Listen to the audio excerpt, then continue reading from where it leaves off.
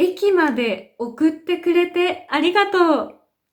健太くんのせいで電車に間に合ったよ。あ、ああ、そうなんだ。よかったね。あ、あと、日本語の本を貸してくれてありがとう。あの本のせいで、新しい言葉をたくさん覚えることができたの。あ、あ、そう、それはよかったね。びっくりした。せいでというから僕が悪いことをしたかと思った。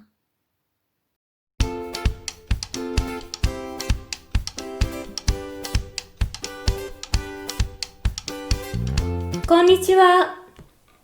今日は間違いやすい表現、おかげとせいについて勉強しましょう。これは日本語能力試験 N3 レベルです。おかげとせいは両方とも理由や原因を表すための言葉です。しかし、この二つには大きな違いがあります。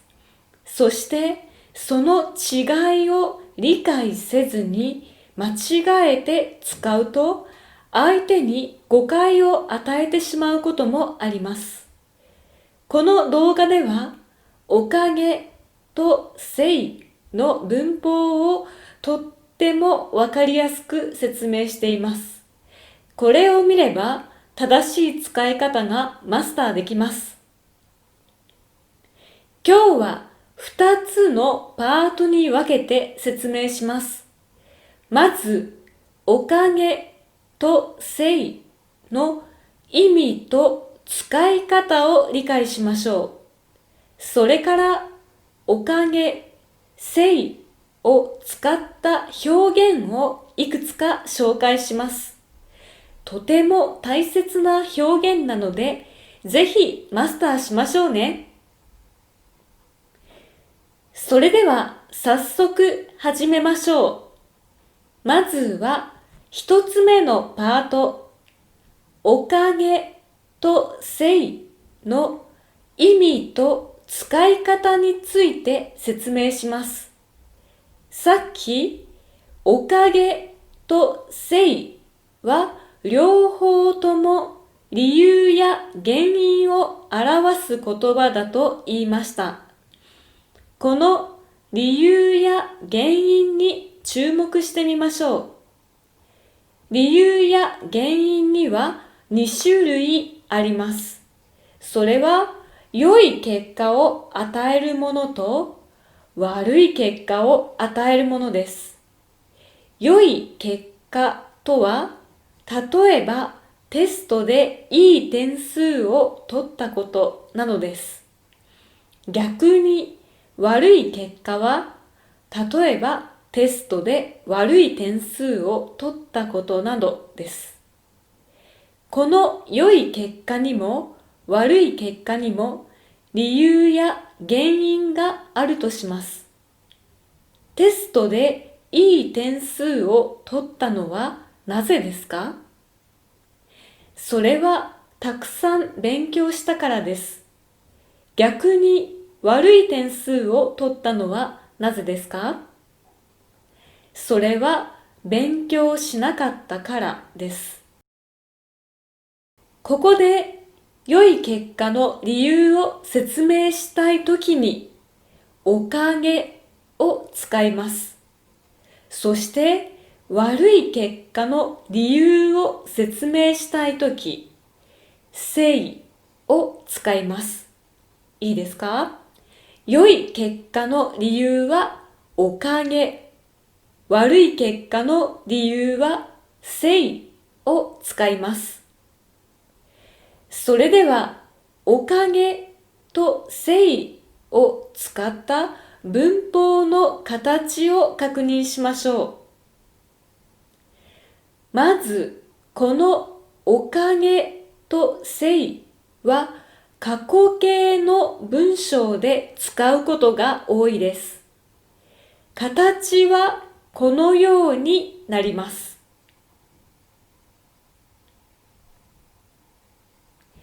理由には過去形の文章または名詞が入ります。そしていい結果の時にはおかげで、悪い結果の時にはせいでが入ります。この時、格助詞でがつくことに注意してください。おかげで、せいでとなります。最後に、結果には過去形または現在形の動詞が入ります。この文法の形を使った例文を見てみましょう。たくさん勉強したが理由です。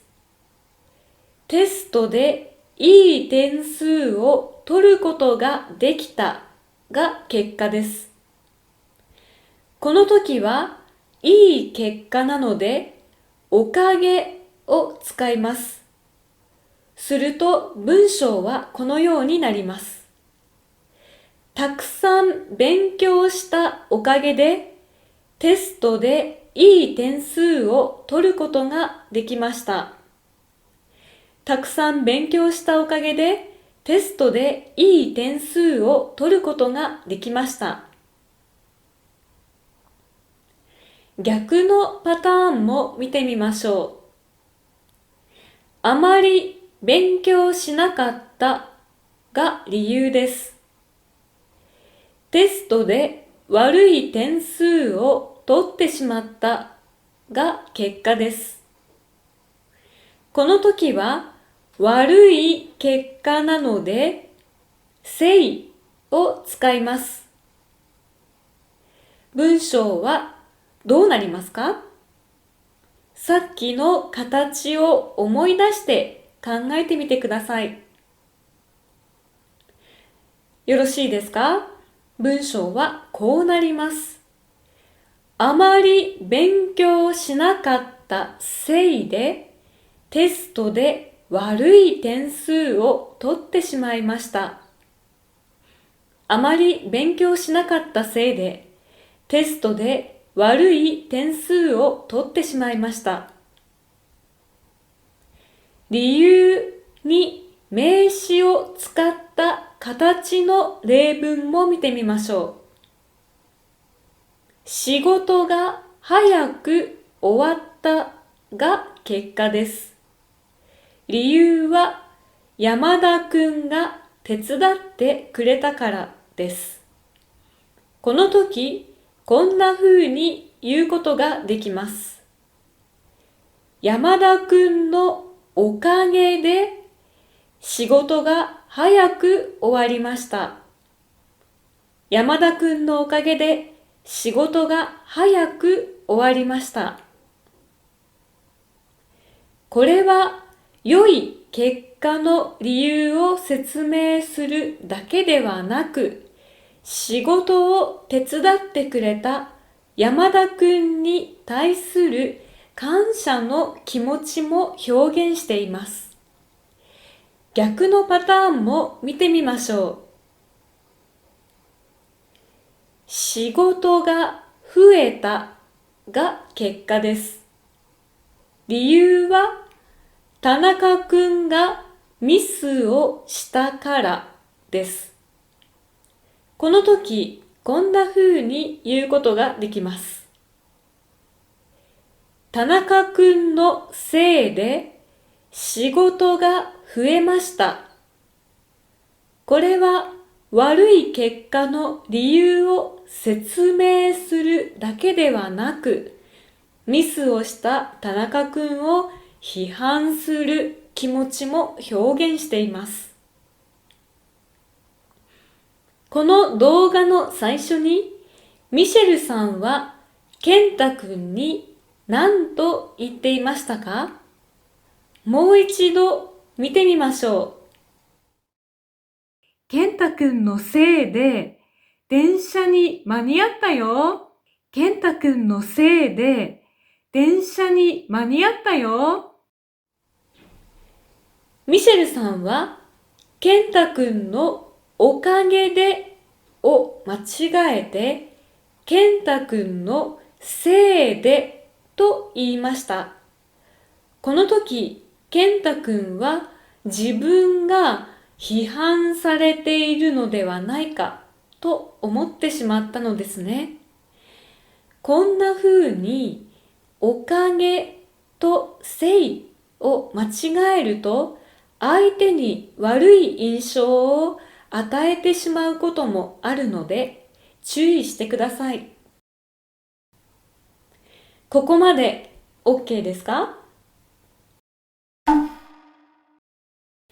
ここからは2つ目のパートです。おかげ、せいを使った表現をいくつか紹介します。パート1では、おかげで、せいでという形を勉強しました。パート1で使った例文をもう一度見てみましょう。山田くんのおかげで仕事が早く終わりました。これを次のような形で言い換えることができます。仕事が早く終わったのは山田くんのおかげです。仕事が早く終わったのは山田くんのおかげです。ここでは結果を先に言ってその後理由を説明しています。結果の後にはのはがつきます。仕事が早く終わったのはという感じです。仕事が早く終わったのは山田くんのおかげです。意味は同じですが、この形の方が理由をより強調するニュアンスがあります。せいもこの形を使うことができます。田中くんのせいで仕事が増えました。これはパート1で勉強した形です。これを言い換えるとどうなりますか？仕事が増えたのは田中くんのせいです。仕事が増えたのは田中くんのせいです。ここまで大丈夫ですか？さあ、少し長くなってしまいましたが、最後にもう一つ覚えたい形があります。それは理由がはっきりしないときです。例えば、仕事を頑張ることができました。これはいい結果なので、おかげを使います。しかし、仕事がうまくいった理由があまりはっきりしていません。でも、自分では多分、昨日の夜よく寝たからだと思っています。その時、こんな風に言うことができます。昨日よく寝たおかげか、仕事を頑張ることができました。昨日よく寝たおかげか、仕事を頑張ることができました。この時、おかげの後にかがつきます。このかがポイントです。おかげか。同じように成果を使うことができます。これは悪い結果があって、その理由がはっきりしていないときに使います。例文を見てみましょう。昨日よく寝れなかったせいか頭が痛いです。昨日よく寝れなかったせいか頭が痛いです。いかがでしたか？今日勉強したポイントを復習してみましょう。おかげは良い結果の理由に使います。せいは悪い結果の理由に使います。おかげ、せいを使った文法には3つの形があります。まず1つ目。山田くんのおかげで仕事が早く終わりました。田中くんのせいで仕事が増えました。2つ目。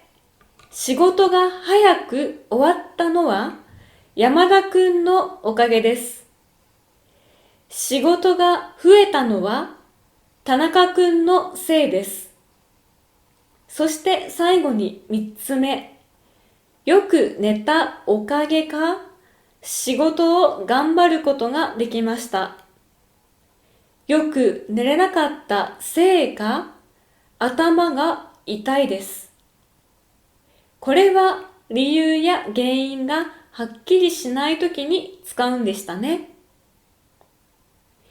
今日は長い時間よく頑張りました。動画を見てくださってありがとうございます。